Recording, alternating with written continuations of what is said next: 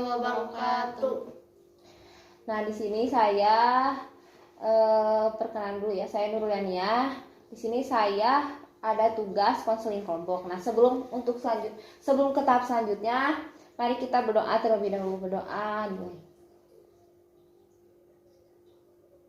Nah, selesai.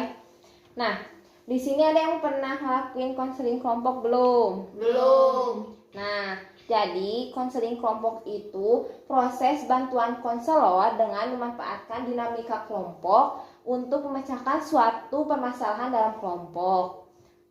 Paham belum? Paham. Nah, baik, kita perkenalan dulu ya. Dimulai dari sini. Namanya siapa? Iki. Ayo, kita. Oke, semuanya sudah perkenalan ya.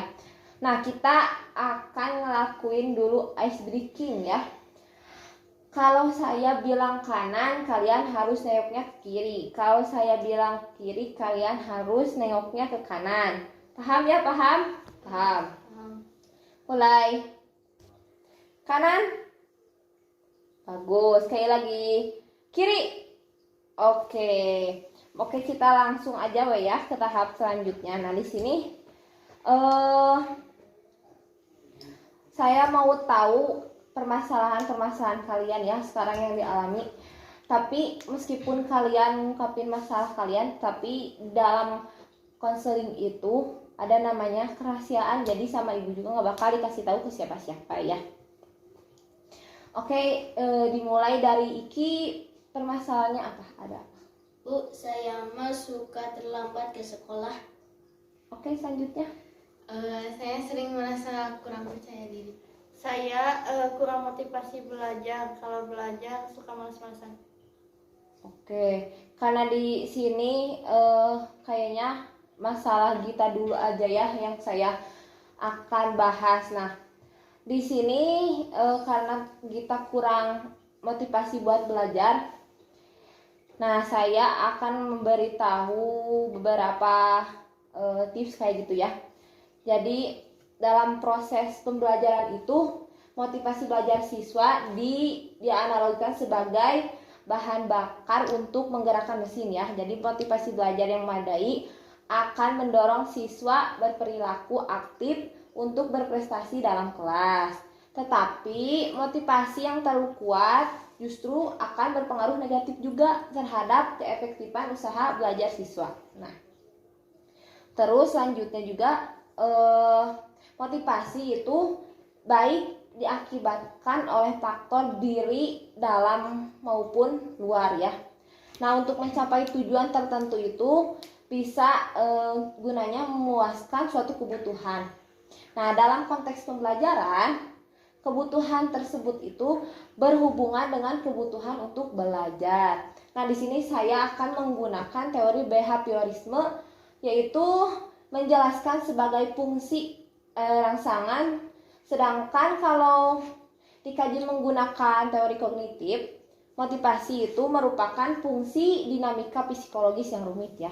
Nah, terus selanjutnya berdasarkan penyebabnya ya, motivasi dikategorikan menjadi dua ya. Ada motivasi intrinsik dan ekstrinsik. Nah, sumber motivasi intrinsik yaitu misalnya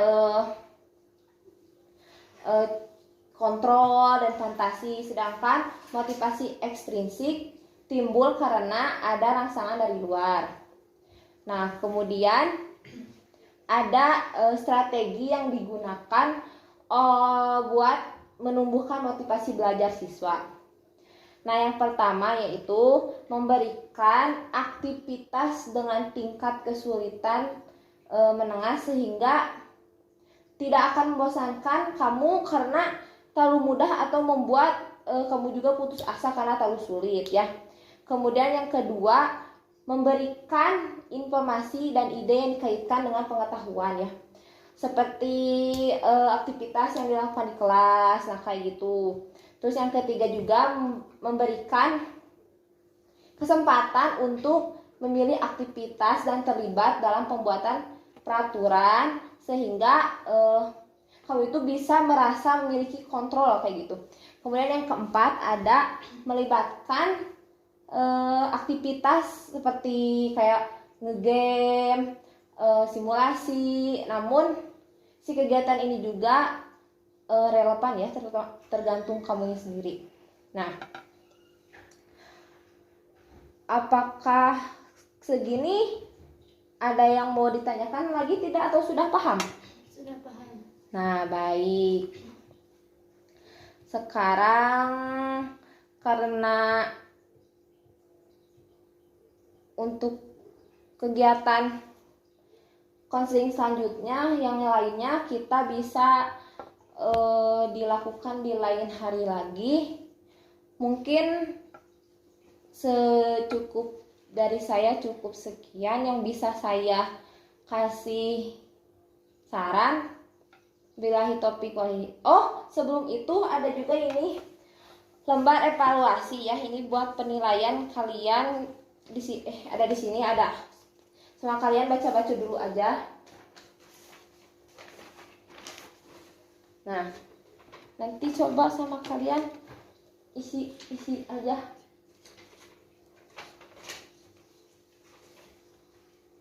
Tuh, checklist aja sambil baca.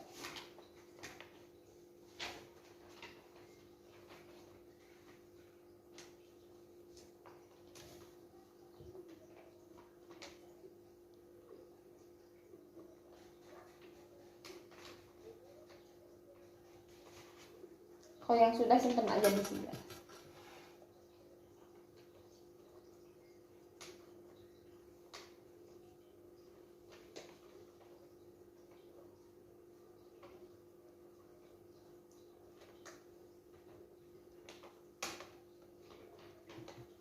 Nah, simpan sini. Oke. Mungkin cukup sekian yang saya bisa sampaikan. Bila taufiq wal hidayah. Wassalamualaikum warahmatullahi wabarakatuh. Waalaikumsalam warahmatullahi wabarakatuh.